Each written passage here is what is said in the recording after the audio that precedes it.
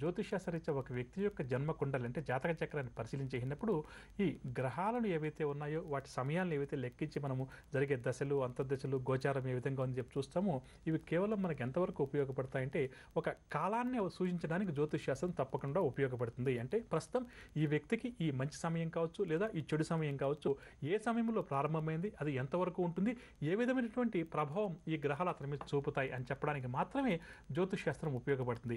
ఆ తర్వాత ఒక వ్యక్తికి కష్ట సమయం నడుస్తున్నప్పుడు మనం ఏవైతే గ్రహాలకు సంబంధించి కానీ ఆ గ్రహాలకు అధిపతులకు సంబంధించి కానీ లేదా భగవంతునికి సంబంధించిన కానీ పరిహారాలు చెప్తామో ఆ పరిహారాలు పాటించడం చేత ఏమవుతుందంటే ఆ గ్రహ తీవ్రత ఏదైతే ఉందో అది తగ్గుతుంది.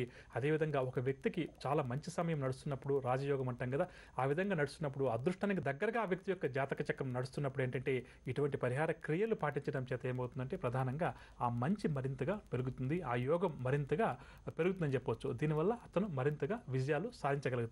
ఇక అదేవిధంగా కొన్ని సందర్భాలు ఏంటంటే మనం చేసిన పూజలు పరిహారాలు వెంటనే ఫలించడం మన పనులన్నీ కూడా త్వరితగతిన పూర్తవడం జరుగుతుంటుంది.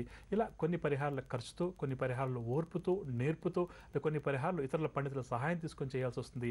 అలా కాకుండా కూడా అంటే ఇవన్నీ కూడా చేయడం తప్పని చెప్పడం లేదు, కొన్ని ఖర్చుతో కూడుకున్న పరిహారాలు కూడా కొన్ని అధికంగా ఉంటాయి. అటువంటి వారి కోసం కూడా మన మాస్టర్లు ఏం చేశారంటే వారి జీవితాంతం కొన్ని నియమాలు కొన్ని పరిహారాలు వారు కానీ పాటిస్తూ ఉంటే వారికి ఈ జాతక చక్రంలో జరిగే చెడు సమయంలో మనం ఇంతకాలం చేసినటువంటి ఈ పరిహార పుణ్యం ఏదైతే ఉందో ఆ పుణ్యరాశి ఉపయోగపడుతుంది, ఆ చెడు శాతం తగ్గుతుంది అన్నటువంటి ఒక ఉద్దేశంతో నేను ఒక్కొక్క రాశి వారు జీవితాంతం పాటించాల్సినటువంటి పరిహారాలు నియమాల గురించి వివరిస్తాను. అందులో భాగంగా ఈరోజు ధనురాశి వారి గురించి తెలుసుకునే ప్రయత్నం చేద్దాం. ధనురాశి వారి జీవితాంతం కూడా ప్రధానంగా పాటించాల్సినటువంటి ఒక చక్కటి పరిహారం ఏంటంటే